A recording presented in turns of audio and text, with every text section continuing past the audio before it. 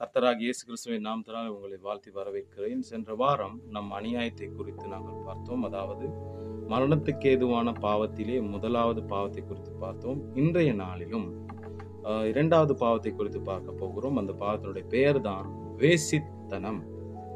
இந்த வேசித்தனம் இல்லாவிட்டால் அதை சொல்வார்கள் ஒழுக்கக்கேடான பாலுறவு என்று சொல்லலாம். இந்த வேசித்தனத்திற்கு கிரேக்க பதம் தான் பர்னாயா என்று சொல்வார்கள். இந்த பர்னாயா என்ற அந்த கிரேக்க பதத்திற்கு 2 விதமான அர்த்தங்கள் கொடுக்கின்றது.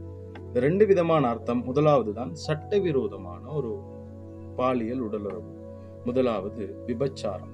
விபச்சாரம் என்றால் எங்களுக்கு எல்லாருக்குமே தெரியும். கணவன் இருக்கும் பொழுது மனைவி இன்னொரு ஆணோடு உடலுறவு கொள்வது, மனைவி இருக்கும் பொழுது அந்த கணவன் இன்னொரு பெண்ணோடு உடலுறவு கொள்வது விபச்சாரம் என்று சொல்வார்கள். இரண்டாவது பாலியல் முறைகேடு. இந்த பாலியல் முறைகேடு என்றால் என்னன்னா, சில நேரம் நீங்க பஸ்ல பார்த்து கொண்டிருக்கலாம், சில ஆண்கள் தவறான விதத்துல பாலியல் பலாத்காரம் செய்வாங்க, பெண்களை தொடுவாங்க, பெண்கள் தகாத இடங்களில் தொடுவார்கள். இதை பாலியல் தொந்தரவு, பாலியல் முறைகேடு என்று சொல்லுவார்கள். மூன்றாவது நாங்கள் பார்க்கிறோம் ஓரினச் சேர்க்கை. ஓரினச் சேர்க்கை என்றால் ஆண் ஆணோடு சேர்வது, இதைத்தான் ஓரினச் சேர்க்கை என்று சொல்லுவார்கள். நான்காவது நாங்கள் பார்த்தோம் என்றால் லெஸ்பியன் உணர்ச்சி, பெண் பெண்ணோடு உடலுறவு கொள்வது தான் லெஸ்பியன் உணர்ச்சி. ஐந்தாவது காரியம் தான் விலங்குகளோடு உடலுறவு கொள்வது. இந்த முதலாவது பாகத்துல இரண்டாவது காரியம் தான் நெருங்கிய உறவினர்களோடு உடலுறவு கொள்வது. லேவியராகமம் 18ஆம் அதிகாரம் 6ஆம் வசனத்துல மோசே இஸ்ரவேல் ஜனங்களுக்கு அந்த ஆண்டவனுடைய கட்டளையை கொடுக்கும் பொழுது ஆண்டவர் சொன்ன அந்த கட்டளை தான், யாரும் தன் நெருங்கிய இனமாகிய ஒருத்தியையும் நிர்வாணமாக்க கூடாது. தகப்பனையோ தாயையோ சகோதரனையோ சகோதரியையோ நிர்வாணமாக்க கூடாது. மூன்றாவது அதுல காரியம்தான் விவாகரத்து ஆன ஒரு பெண் அல்லது ஆணோடு உடலுறவு கொள்வது. மாட்கெழுதின சுவிசேஷம் 10ஆம் அதிகாரம் 11ஆம் வசனத்தில் 12ஆம் வசனம் வரைக்கும் இயேசு சொன்னார், எவனாகிலும் தன் மனைவியை விட்டு வேறொருத்தி விவாகம் பண்ணினால் அவன் அவளுக்கு விரோதம் விபச்சாரம் செய்கிறவனாய் இருப்பான். அதே போல் தன் புருஷனை தள்ளிவிட்டு வேறொருவனை விவாகம் பண்ணினால் அவள் விபச்சாரம் செய்கிறவளாய் இருக்கிறாள் என்று ஆண்டவராகிய இயேசு கிறிஸ்து சொன்னார். இப்ப இதுல இரண்டாவது நாங்க அர்த்தத்தை நாம் பார்த்தோம் என்றால் சிலை வழிபாடு. இந்த சிலை வழிபாடு நீங்க பாத்தீங்கன்னு சொன்னா, இந்த சில நேரங்களில் கிறிஸ்தவர் சிலை வழிபாடு செய்யாமல் இருக்கலாம். ஆனால் சிலைகளுக்கு பலியிடப்பட்ட பலிகளை சாப்பிடுவதனால் இதனால தீட்டுப்படுகிறார்கள். இதையும் என்ன சொல்லுவாங்கன்னா ஆவிக்குரிய விபச்சாரம் தான். உதாரணம், எசேக்கியேல் 23ஆம் அதிகாரம் நீங்க ஃபுல்லா பாத்தீங்கன்னா, அந்த முழுவதுமாக நீங்க வாசிச்சு பாத்தீங்கன்னா, இஸ்ரவேல் ஜனங்கள் தேவனை விட்டு பிற தெய்வங்கள், அசீரிய தெய்வங்கள், அதே போல கானானிய தெய்வங்கள், அதே போல எகிப்திய தெய்வங்களை வணங்கும் பொழுது தேவன் என்ன சொல்றாருன்னா, நீங்க என்ன விட்டுட்டு அசீரியர்கள் நேசர்களோடு விபச்சாரம் பண்ணீங்க, என்ன விட்டு எகிப்திய தெய்வங்களோடு விபச்சாரம் பண்ணீங்க, என்ன விட்டுட்டு நீங்க கானானிய தெய்வங்களோடு விபச்சாரம் பண்ணீங்கன்னு சொல்லி அது முழுவதுமாக அந்த இஸ்ரவேல் ஜனங்கள் தேவனை விட்டு வேறு தெய்வங்களை வணங்குவதை தேவன் என்ன சொல்கிறாருன்னா ஆவிக்குரிய விபச்சாரம் என்று சொல்கிறார். நீங்க எசேக்கியேல் 23ஆம் அதிகாரம் 7ஆம் வசனத்துல இங்க சொல்லப்படுகிறது, அசீரியா உயர் குடிமக்கள் அனைவரோடும் கூட அவள் விபச்சாரம் பண்ணினாள். தேவனை விட்டு விக்கிரகங்களை வணங்குவது விபச்சாரம் என்று சொல்லப்படுகிறது. சில நேரங்கள் உங்களோட வீட்டுல கோயில்கள் இல்லாம இருக்கலாம், உங்க வீட்டுல சிலைகள் இல்லாம இருக்கலாம், உங்க வீட்டுல எந்த ஒரு விக்கிரகமும் இல்லாமல் இருக்கலாம். ஆனால் பிரியமானவர்களே, ஒரு காரியத்தை விளங்கிக் கொள்ளுங்கள். கலாத்தியருக்கு பவுல் ஒரு கடிதத்தை எழுதும் பொழுது 4ஆம் அதிகாரம் 8ஆம் வசனத்து 10ஆம் வசனம் வரைக்கும் அவர் சொல்றாரு, முந்தி நீங்க தேவன் அல்லாதவைகளுக்கு நீங்க அடிமைகளா இருந்தீங்க, இப்ப மறுபடியும் அந்த வழிபாடுகளுக்கு உங்களை அடிமைப்பட விரும்புகிறது என்ன அப்படின்னு சொல்றாங்க. இப்ப 10ஆம் வசனம் என்ன சொல்லுதுன்னா, நாட்களையும் மாதங்களையும் காலங்களையும் வருஷங்களையும் பார்க்கிறீர்களே. இப்ப நாம ஒரு மதத்துல இருந்தோம், அந்த மத சடங்குகளையும் அதோடைய கலாச்சாரங்களை பின்பற்றினோம். அது அந்த காலத்துல இருக்கும் பொழுது.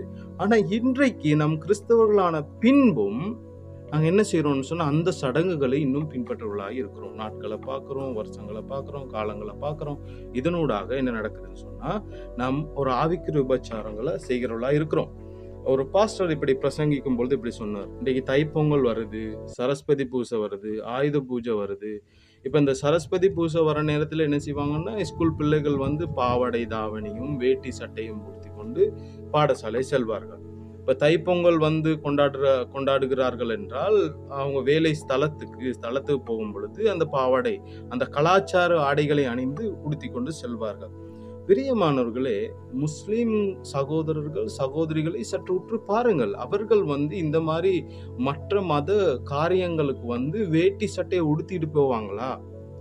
அவங்களுடைய உடுப்ப அவங்க பெண்கள் முழுவதுமாக மூடி பரதா போட்டிருப்பாங்க. அதை கழட்டி வைத்து பாவாடை தாவணியை கட்டி கொண்டு போவார்களா? ஏன்? அவர்களுக்கு இருக்கிற அந்த வைராக்கியம் இன்றைக்கு எங்களுக்கு இல்லாமல் போனது. நீங்கள் அந்த மாதிரி தைப்பொங்கலை கொண்டாடுகிறவர்களாக அல்லது நீங்க ஒரு சரஸ்வதி பூஜை கொண்டாடுறவர்களாக இருந்தீங்கன்னா, நீங்க இன்னும் ஆவிக்குரிய உபச்சாரம் செய்கிறவர்களாக இருக்கிறீர்கள். ஆகவே அந்த ஆவிக்குரிய உபச்சாரத்திலிருந்து நீங்க விடுதலையாக வேண்டும் என்பதுதான் தேவனுடைய கட்டளையாக இருக்கிறது. வேதாம கடைசியாக நான் ஒரு கதையை சொல்லிவிட்டு நான் இந்த செய்தியை நான் முடிக்கிறேன். வேதாம காலகட்டத்தில் சொதோம் குமோரா என்கிற 2 பட்டணம் இருந்தது. இந்த பட்டணம் வந்து பயங்கரமான கொடிய பாவங்களினால் நிறைந்த பட்டணமாக இருக்கின்றது. இந்த பட்டணத்துல தான் ஆபிரகாமுடைய அண்ணனுடைய மகன் லோத்தும் அவருடைய மனைவி அவருடைய 2 மகள்மார் வாழ்ந்து கொண்டிருந்தாங்க. அப்ப இந்த பட்டணத்தை அழிக்க 2 தேவ தூதர்கள் அந்த பட்டணத்துக்கு வரும் பொழுது லோத் என்ன செய்றாருன்னா, அவங்கள 2 பேரையும் வருந்தி அழைத்து அவர் வீட்டுக்குள்ள கொண்டு போறார். வீட்டுக்குள்ள கொண்டு போயிட்டு அதன் பிறகு அவரோட பேசி சாப்பிடலாம் கொடுத்து இருக்கும் பொழுது, ஒரு ராத்திரி நேரத்துல அந்த ஊர்ல இருக்கிற வயசு போன கிழவன்கள்ல இருந்து வாலிபர்கள்ல இருந்து சிறுவர்கள் இருந்து எல்லா ஆண்களும் அந்த வீட்டுக்கு வராங்க. வீட்டுக்கு வந்து சொல்றாங்க, அடே உன் வீட்டுக்கு வந்த அந்த ஆண்கள் எங்க, இந்த ராத்திரியில வந்த ஆண்கள் எங்கே, அவங்கள வெளியே விடு, அவங்களோட நான் உடல் உறவு கொள்ளணும் அப்படின்னு சொல்லி நீங்க ஆதியாகமம் 19ஆம் அதிகாரத்துல வாசித்து பார்க்கணும். இப்ப இப்படி சொல்லும் பொழுது லோத் என்ன செய்யறாரு, கதவை பூட்டிட்டு, ஐயா என்னுடைய மகளோடு நீங்க உடலுறவு கொள்ளுங்க, அந்த புருஷரை நீங்க விட்டுருங்க அப்படின்னு சொல்லி, இந்த பாவத்தை நீங்க செய்யாதீங்கன்னு சொல்லி சொல்றாங்க. இப்ப இந்த சொதோம் குமார பட்டணத்தை ஆண்டவர் அக்கினியும் கந்தகமும் அனுப்பி அதை முழுவதுமாக எரித்து போடுங்க. நல்லா கேட்டுக்கொள்ளும். அப்ப யோசிச்சு பாருங்க, ஒரு பெண் வந்த அந்த பெண்ணை நீங்க விபச்சாரம் பண்ண வந்தீங்க அப்படின்னா, வேசித்தனம் பண்ண வந்தீங்கன்னா, அது வந்து இயற்கை என்று நாம் சொல்லலாம். இது ஆண்கள் வரும் பொழுது அவர்களுக்கு அநியாயம் செய்யணும், அவர்களுக்கு நம்ம கெடுக்கணும் அப்படின்னு நினைக்கிறது வந்து எவ்வளவு ஒரு அருவருப்பான ஒரு வேதனையான ஒரு பாவம் என்று அங்க சற்று யோசித்து பாருங்க. அதன் பிறகு 2 அந்த தேவ தூதர்கள் நாங்கள் பார்க்கணும், 2 தேவ தூதர்களும் வந்து அந்த லோத்தையும் அவருடைய மனைவி 2 பெண்களையும் அந்த பெண் மகள்களையும் எடுத்து கூட்டிக் கொண்டு போறாங்க. கூட்டிட்டு போகிற நேரத்துல சொல்றாங்க, ஐயா நீங்க ஓடுங்க, திண்ணுக்கு திரும்பி பார்க்க வேணாம்.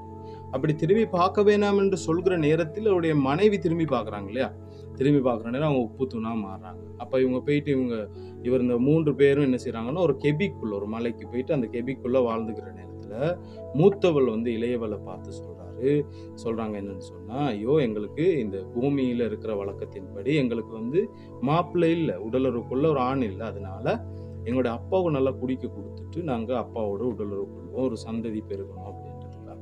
அதனால அவங்க அப்பாவுக்கு குடிக்க கொடுத்து அதனூடாக அவங்க சந்ததியை பெருக்கி கொள்றாங்க. அதுல ஒருத்தர் தான் மோவாபியருக்கு தகப்பன், இன்னொருத்தர் வந்து அம்மோனியர்களுக்கு தகப்பன்.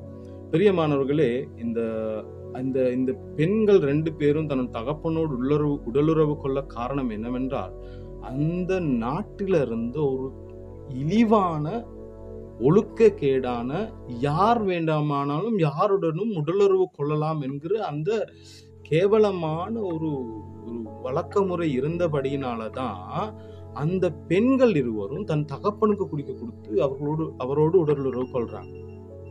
இது எவ்வளவு ஒரு சாபமான ஒரு காரியம் என்று யோசித்து பாருங்கள். பிரியமானவர்களே, தேவன் மனுஷனை படைக்கும் பொழுது அந்த மனுஷனுக்கு இந்த பாலுறவு என்ற விஷயத்தை கொடுத்தார். இந்த பாலுறவு என்ற விஷயத்தை கொடுத்து அதை ஆண்டவர் ஆசீர்வதிக்கிறார். இப்ப தேவன் ஆசீர்வதித்த காரியம் பிசாசானவன் என்ன செய்கிறான் என்றால் அதை சாபமாக மாற்றிவிட்டான். இப்ப ஆண்டவர் பாலுறவை ஆசீர்வதித்திருக்க பிசாசானவன் அதை தேவ கோபம் கொண்டு வருகிற ஒரு காரியமாகவே மாற்றிவிட்டான். விலங்குகளோடு, ஆணோடு, பெண்ணோடு, மனைவியை விட்டு வேறு பெண்ணோடு, கணவனை விட்டு வேறு ஆணோடு உடலுறவு கொள்வது பிசாசு. இச்சையை தூண்டி விடுங்கள். பிரியமானவர்கள், எப்படிப்பட்ட பாவங்கள் இருந்தீர்களானால் தேவன் பாவியை நேசிக்கிறார், பாவத்தை வெறுக்கிறார். எப்படிப்பட்ட பாவங்கள் நீங்கள் ஈடுபடுவீர்களான உங்களை தயவாய் கேட்டுக்கொள்கிறேன். தேவனுடைய இரக்கத்தை வேண்டி நிற்கிறேன். ஆண்டவரிடத்திலே மனம் திரும்புங்கள், உங்களுடைய வழியை விட்டு மனம் திரும்புங்கள். இன்றைக்கு வாலிபர்கள் இந்த பாவத்தில் ஈடுபடுகிறார்கள், பெரியவர்கள் இந்த பாவத்தில் ஈடுபடுகிறார்கள். ஆக இந்த பாவத்திலிருந்து முற்றுமுழுதாக வெளியே வர தேவன் உங்களுக்கு உதவி செய்வார். கர்த்தர் தாமே உங்களை ஆசீர்வதிப்பார். நாங்கள் அடுத்த வாரம் அடுத்த வீடியோனூடாக சந்திப்போம். கர்த்தர் தாமே உங்களை ஆசீர்வதிப்பார்.